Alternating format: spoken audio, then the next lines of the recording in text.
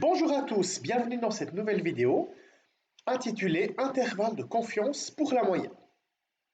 Donc supposons qu'on choisisse d'extraire d'une population donnée de moyenne mu tous les échantillons de taille fixe petit n.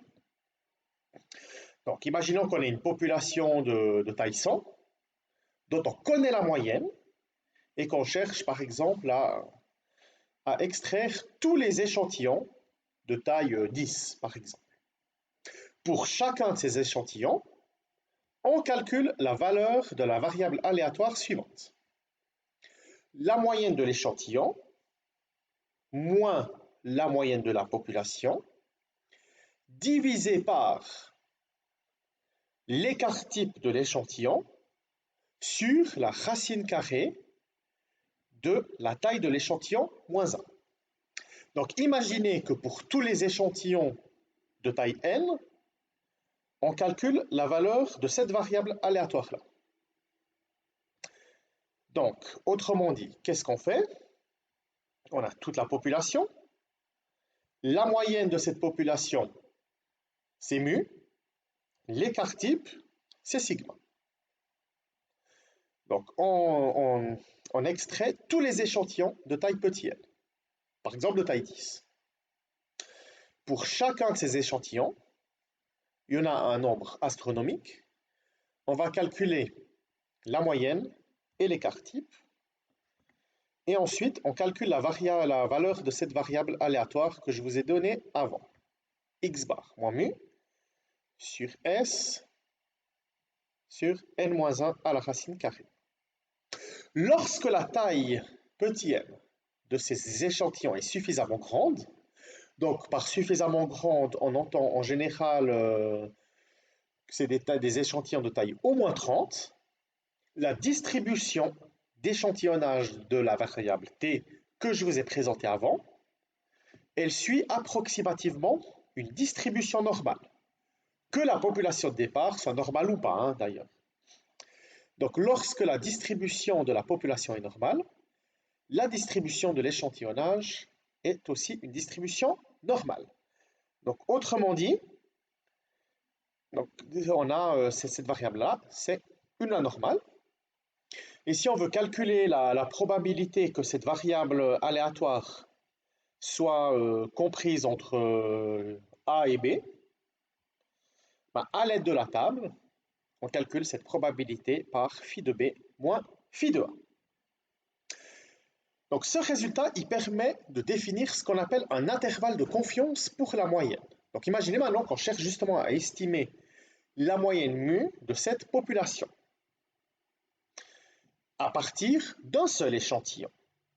On sait par exemple qu'il y a 95% de chances que la variable aléatoire t soit comprise entre moins 1,96 et 1,96. Pourquoi? Parce que, donc imaginez maintenant que petit a, ça soit moins 1,96 et petit b, 1,96. Je prétends que l'air en bleu, c'est 95%. Pourquoi? Parce que dire que la partie bleue vaut 95%, ça voudrait dire que l'air de la partie qui se trouve à gauche de 1,96, ça fait 97%. Et si on veut trouver ce 1,96, comment on fait? On se demande phi de combien vaut 95% plus 2,5%. Pourquoi?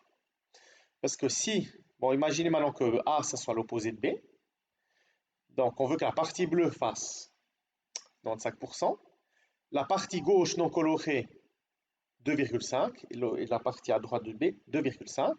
Donc toute la partie à gauche doit faire 97,5%. Et sur la table, donc on regarde quelle valeur est la plus proche de 97,5%.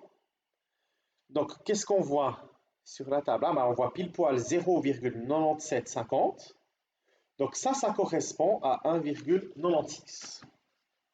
Donc on sait que phi de 1,96 vaut 97%.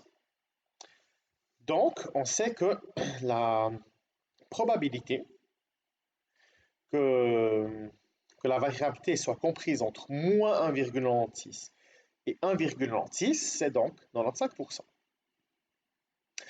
Donc, qu'est-ce que ça veut dire que la variabilité est comprise entre 1, moins 1,96 et 1,96? Ça veut dire que cette variable, puisqu'on l'avait définie comme la moyenne de l'échantillon moins la moyenne de toute la population divisée par l'écart type de l'échantillon sur la racine carrée de n-1, c'est-à-dire la racine carrée de la taille de l'échantillon moins 1, est comprise entre moins 1,96 et 1,96.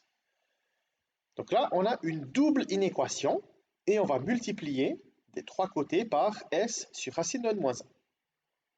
Donc, qu'est-ce qu'on obtient? Que moins 1,96 fois s sur n-1 à la racine est plus petit que la moyenne de l'échantillon moins la moyenne de la population, qui est plus petit que 1,96 fois l'écart type de la population, enfin de l'échantillon, pardon, sur racine de n-1.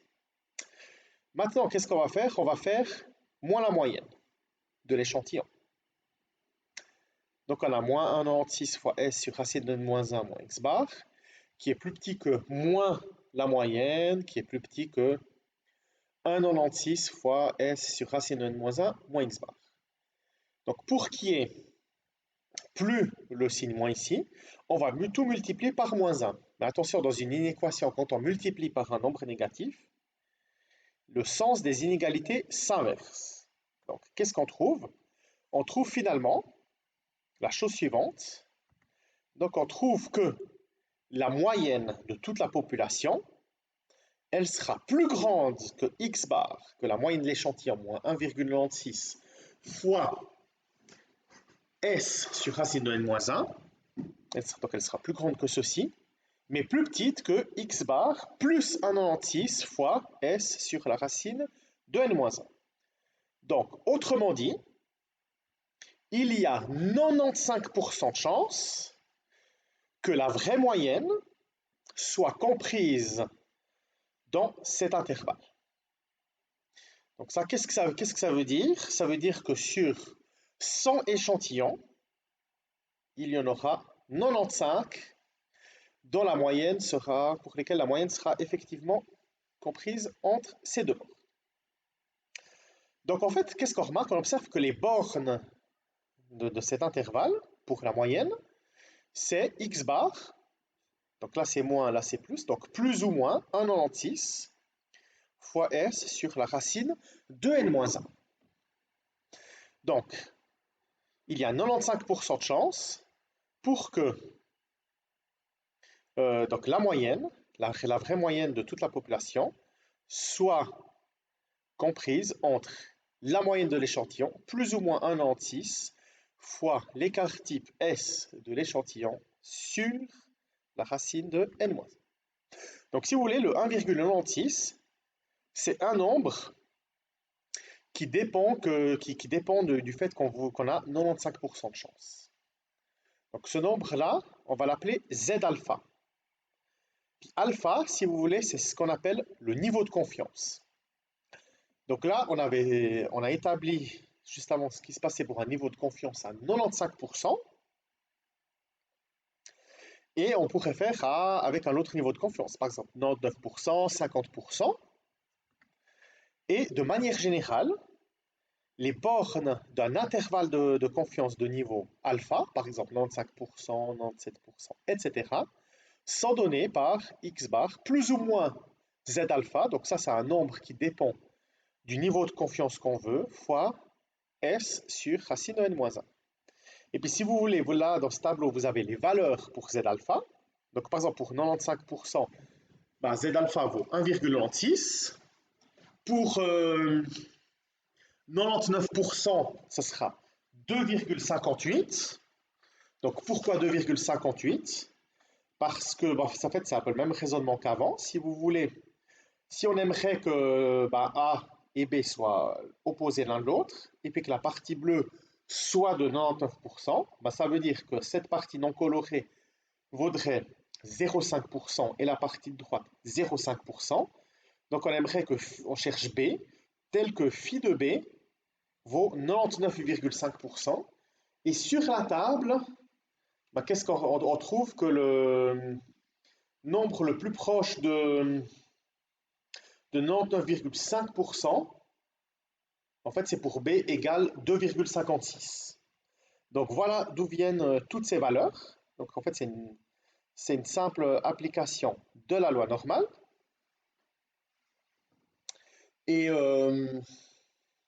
qu'est-ce qu'on observe? On observe que plus le niveau de confiance est élevé, plus le nombre z alpha est grand, et donc plus on aura des bornes, enfin, plus on aura une grosse fourchette. Donc ce qui est assez logique. Plus on aimerait quelque chose de fiable, moins il est facile de l'estimer. Donc par exemple, si on veut un intervalle de confiance à 50%, on voit que z alpha c'est à peu près 0, c'est 0,6745. Donc en fait, on aura un intervalle de confiance qui sera pas très large, mais il y aura 50% de chance qu'on ait fait juste, pour la moyenne, si vous voulez. Donc voilà, maintenant on va faire un exemple. On a prélevé par un sondage aléatoire un échantillon de 10 000 ménages dans une région qui compte 70 000 ménages. Sur cet échantillon, on a observé pour un mois particulier une consommation moyenne de 950 euros par ménage avec un écart type de 700 euros. Donc on va déterminer un intervalle de confiance à 95% par rapport à la consommation moyenne des ménages de cette région. Donc vous voyez, à partir de cet échantillon de 10 000 ménages, on a une moyenne de 950 euros de dépenses par mois avec un écart type de 700 euros. Et à partir de cette information, on aimerait estimer la moyenne des 700 ménages. Donc on va donner une fourchette, un intervalle de confiance. Donc ici, petit n vaut 10 000, donc parce qu'on a un échantillon de taille 10 000. La population totale, grand N, c'est 70 000. La moyenne de l'échantillon, 950. L'écart type, 700. Donc tout d'abord, on calcule S sur racine de n-1, donc l'écart type de l'échantillon sur la racine de n-1, c'est-à-dire 700 sur 9999, ça fait à peu près 7. Donc l'intervalle de confiance à 95%, pour la moyenne des 700 ménages, des 700 000 ménages, c'est donc la moyenne de l'échantillon, 950, moins Z alpha pour alpha égale 95%, 1,96 fois 7, et 950 plus 1,96 fois 7. Et donc si on calcule ça, on trouve que la borne gauche, c'est 936,28, et la borne droite, 963,72. Donc ça veut dire quoi? Ça veut dire qu'il y a 95% de chances que la moyenne soit comprise entre ces deux nombres. Et on a 5% de chances que la vraie moyenne soit plus grande que 963,72 € ou plus petite que 936,28 €. Je vous remercie pour votre attention et à bientôt pour la prochaine vidéo.